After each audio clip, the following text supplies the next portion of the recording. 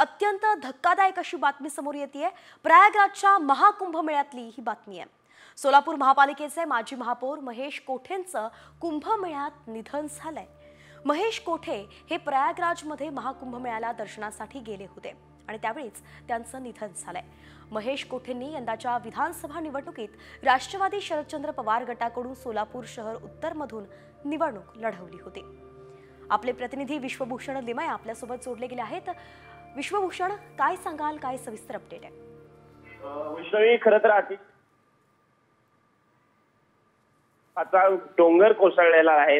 खरं तर राष्ट्रवादी काँग्रेसचे नेते म्हणून सोलापूर जिल्हाभरामध्ये ज्यांची ओळख आहे असे महेश कोठे यांची प्रयागराजमधील महाकुंभमेळ्यामध्ये शाही स्नान करते वेळेस त्या ठिकाणी त्यांचा हृदयविकाराच्या तीव्र झटक्याने मृत्यू झालेला आहे। खरं तर अतिशय मोठा हा धक्का सोलापूरकरांसाठी आहे। मागची सोलापूर विधानसभेची सोलापूर उत्तरची निवडणूक त्यांनी लढवलेली होती, त्यामध्ये त्यांना जरी अपयश आलेलं असलं तरी सुद्धा त्यांचे जे पुतणे आहेत देवेंद्र गोटे त्यांनी भाजपकडे निवडणूक लढवली होती आणि ते त्या ठिकाणी निवडून आलेले होते।